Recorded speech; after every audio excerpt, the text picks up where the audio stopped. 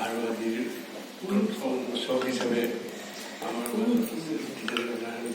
গোস্বামীদেৱ sir আৰু ডায়াছত মোৰ বন্ধু দীপক বৰকাকতী। মোৰ বন্ধু বুলি ক'লে ভুল নহয়, যদিও বয়সত বহুত সৰু, তথাপি মই বন্ধুৱেই কম, কাৰণ আমি একেলগে উইচাৰ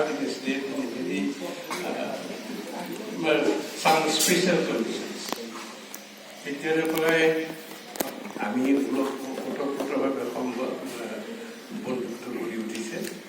আৰু ইয়াতে থাকি দুই এটা কিবা লিখোঁ, ঘৰলৈ আহিলেই তেওঁক সোধোঁ এইটো কেনেকুৱা চাই পেলাই মতামত দিয়ে। সেই মতামতে কিন্তু বহুত কাম কৰিলে। কেতিয়াবা এটা ভাল লিখিলোঁ যদি পইণ্ট আউট কৰি দিয়ে যে এইটো ভাল হৈছে, কোনোবাটো যদি হেৰি হৈছে তেওঁ চায়ো দিলে। মোৰ গল্প আছে প্ৰায় কেইটামান, কেইবাটাও গল্প তেখেতে চাই দিছে। এইবিলাক কাৰণত মই তেওঁক মোৰ এই লিখনিৰ গুৰু বুলিয়েই কওঁ। যিয়েই নহওক, তেওঁৰ উপস্থিতিত আজি মই মোৰ যিখন পুথি লিখিছোঁ সেই পুথিখন উন্মোচন কৰিবৰ কাৰণে আজি যে সাহস কৰিছোঁ, ইয়াৰ জৰিয়তে আৰু কেইটামান কথা মই ক'ব লাগিব। প্ৰথমতে মই কোৱাৰ দৰে দীপক বৰকাকতীয়ে মোক হেল্প কৰি দিছিলে প্ৰথম এই পেজটো বনোৱাৰ। তাৰপিছত যেতিয়াই লিখি আমাৰ অলপমান চেপ এটা দিব খোজোঁ, তেতিয়াই কনফিউজন আহে, বানান বহুত ভুল হয়। অসমীয়া লিখাৰ অভ্যাসটো খুব কম আছিলে, এতিয়া অলপ কৰিছোঁ। গতিকে বানান হচৰিকাৰ দীঘইকাৰৰ বহুত ভুল। ৰাতুল দাসক ধৰি লৈ ৰাতুল দাস মোক অকণমান চাই দিবচোন এইবিলাক, তেওঁ সন্মতি জনালে। আৰু ৰাতুল দাসে সেইকাৰণে কৈছে নহয়, পঢ়িছোঁ বুলি এবাৰ নহয় 3বাৰ পঢ়িছে। এটলিষ্ট তেখেতে পঢ়া বুলি কৈছে, মই সেইটোতে সন্তুষ্ট। আৰু তাৰপিছত তেখেতে পঢ়াৰ পিছত মই বস্তুটো গোটাই এবাৰ ধৰিলোঁ যে বীৰেন শৰ্মা আমাৰ এই মাজত আছে নিশ্চয়, আচ্ছা, তেখেতক ক'লোঁ যে এইখন চাই দিবচোন অলপমান, মই সাহস কৰিম নে নকৰিম, নে হেৰি হ'বলৈ প্ৰকাশ কৰিম নে নকৰিম অকণমান ক'ব। তেখেতে চালে, এবাৰ চালে, তাৰপিছত ডিটিপি কৰালোঁ। ডিটিপি কৰাৰ পিছত চাই কৈছে যে ভাল হৈছে, আপুনি গৈ এই গ্ৰীণ চিগনেল পোৱাৰ পিছত লাহে লাহে কৰাৰ এটা মনস্থ কৰিলোঁ। সেয়ে আজি কিতাপখনতে কিতাপ আকাৰত এইটো মোক সুধিছে, এইখন গ্ৰন্থ নে কবিতা পুথি নে বা নভেল নে কি। এইখন এনেকুৱা একো নহয়, এইখন এটা একদম ডায়েৰী টাইপ, ডায়েৰী টাইপ। যেনেকৈ মই ডায়েৰী লিখা অভ্যাস মোৰ বহুত আগৰে পৰা, ডায়েৰী লিখোঁ। সেই ডায়েৰী টাইপেই মই মেইনটেইন কৰিছোঁ এইটো। তাৰমানে মই অকণমান এই বিষয়ে কি হ'ল মই কৈ দিওঁ। 1970 চনত যেতিয়া মোৰ মিজোৰাম লুচাই হিল ডিষ্ট্ৰিক্ট, তেতিয়া Lushai hill was a part and parcel of greater Assam. Lushai hill ডিষ্ট্ৰিক্টত মোৰ পষ্টিং দিলে। ইয়াত মই অলৰেডি মোৰ 69ত দেউতা ঢুকাইছে। তাৰপিছতে মায়ে একদম খুব বাধা দিছে আৰু যাব নালাগে, ইমান দূৰলৈ যাব নালাগে। লুচাই হিল ডিষ্ট্ৰিক্টনো মই মাক তেতিয়া পিন পইণ্ট কৰি দেখাব পৰা নাই, মেপতে দেখোঁ, কাৰণ বেছি জ্ঞান মোৰ সেইটো জ্ঞানো খুব কম আছিলে। সকলো চাই ভৌগোলিক ডিৰেকশ্যন দি বুজালোঁ মাক যে এনেকৈ যাম, আহি থাকিম। এনেকৈ মাৰ ইচ্ছাৰ বিৰুদ্ধে বুলি ক'ব পাৰি। আৰু এটা সময়ত মই গৈ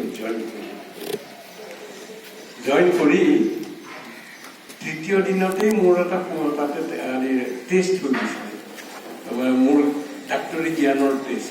সেইটো মই আৰু ইয়াতে এতিয়া নকওঁ, এটা গল্প আকাৰত মই সেইটো হেৰি ওলাইছে ইয়াতে। তাৰপিছত মই দেখিলোঁ, মই যেতিয়া মিজোৰাম যাওঁ তেতিয়া 12 বছৰ কাৰ্ফিউত আছে।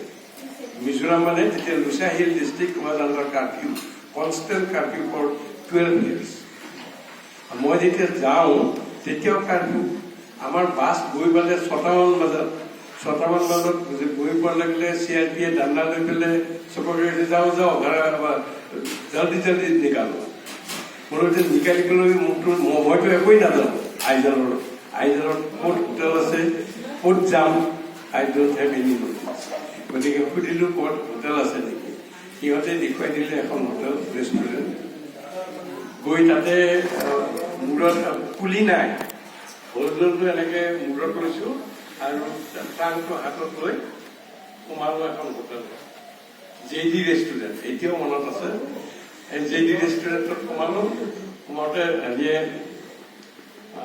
চিট আছে নেকি বুলি চিটটো নাই কিন্তু আপোনাক থাকিব দিম চিন্তা নাই বঙালী মানুহ দেই থাকিব দিম কাৰণ কোনো মানুহক না নকয় তেতিয়াও চাহ খোৱা ভাত খোৱা এখনমান বেঞ্চ আছে গতিকে এখন বেঞ্চ মোক দিছে এইখনেই আপোনাৰ পিছত ইয়াতে আপুনি বেডিং খুলি লওক মই তাতে বেডিং খুলি লৈ বেঞ্চৰ তলত ট্ৰাকটো সোমোৱাই ঠিক ঠাক গৈছোঁ আৰু এনেকুৱাতে যেনিবা যিটো হোটেলৰ মালিক জয়ন্ত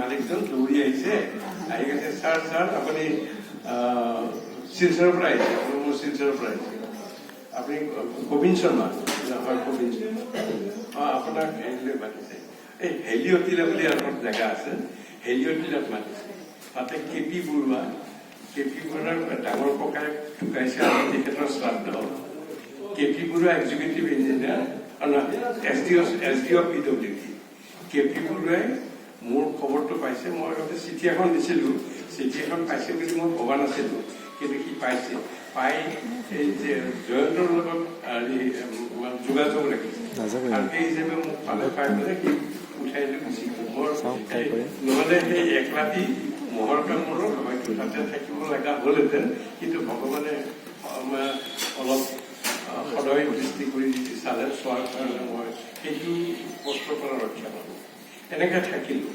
থাকি মই মানুহবিলাকৰ দেখিছোঁ চিভিল হস্পিটেলত মানুহৰ সংখ্যা পেচেণ্টৰ সংখ্যা খুব কম তেতিয়া গোটেই আইজাৰখনত মানুহৰ 1500 to 2000 নট মোৰ দেন 2000 গতিকে তাৰে মাজতেই হস্পিটেলত এখনেই হস্পিটেল বাট ষ্টিল পেচেণ্টৰ সংখ্যা দূৰৰ মানুহ আহিব নোৱাৰে কাৰণ কাৰ্ফিউ আছে আৰু কাৰ্ফিউ ভাঙি আহিলেই CRP বা মিলিটেৰীয়ে উঠাই নি পেলাই হাৰাশাস্তি কৰে মিজোৰামৰ তেতিয়া মানুহবিলাকক যি টৰ্চাৰ কৰিছিলে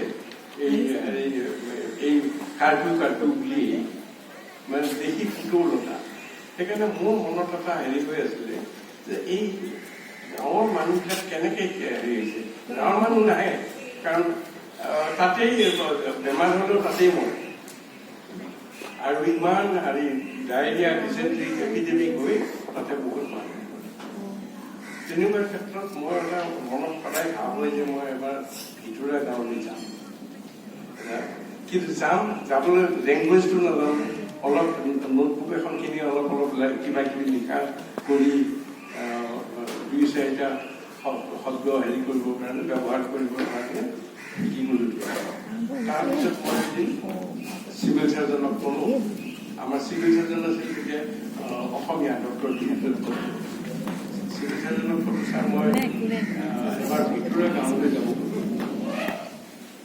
মোক চিধাই গাড়ী দিলে মৰিব খুজিছে নেকি হেৰি গুৱাহাটীৰ পৰা আহি পেলাই সেইবিলাকত MNS ভৰ্তি আৰু সেইবিলাকত মৰিব নালাগে মই ক'লো যে এতিয়াতো বিয়া বাৰু কৰা নাই সংসাৰ টংসাৰ নাই ঘৰত অকলে হেৰি হৈ আছো বৰলা মানুহ গতিকে দিগদাৰ নাই মৰি গ'লেও মৰিলো বুলি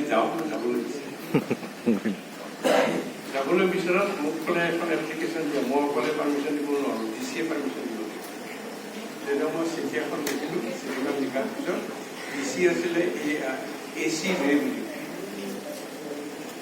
সাংঘাতিক পৰা DC আছিলে এদিন মোক মাতিলে তেওঁৰ অফিচত মাতি কথা বতৰা সুধিলে ঘৰ ক'ত কি কথা এইবিলাক ঘৰুৱা এইবিলাক হোৱাৰ পিছত মোক ক'লে তুমি কিয় যাব এতিয়া মোৰ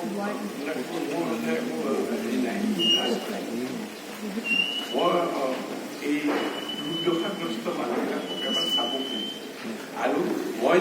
যিখিনি পাৰোঁ ছাৰ্ভিচ এটা দিওঁ। গতিকে মোক অলপমান মেডিচিন দি সেইবিলাক জেগাত যাবলৈ সুবিধা কৰি দিলে। তেতিয়া ক'লে যে এভেইলেবল যদি মাৰে ছাৰ মাৰিলেতো মাৰিবই উপায়টো নাই, আৰু যি হয় হ'ব মই সেইটোতে হেৰি কৰা নাই, কিন্তু যাব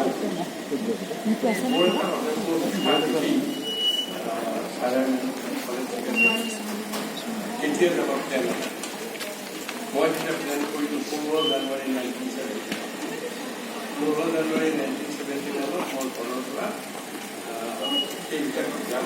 তাতে যিটো গাড়ী নাযায়, গাড়ী যোৱা ৰাস্তা নাই। ইয়াত যিটো গাড়ী যোৱা ৰাস্তা সেইটো দুখন ষ্টেজৰ পিছত গাড়ী বান্ধন কৰি মই খোজকাঢ়ি যাব লাগিব। বাকী গোটেইখিনি 1.5 মাহৰ প্ৰগ্ৰেম। গতিকে সেই হিচাপে প্ৰগ্ৰেম কৰি মই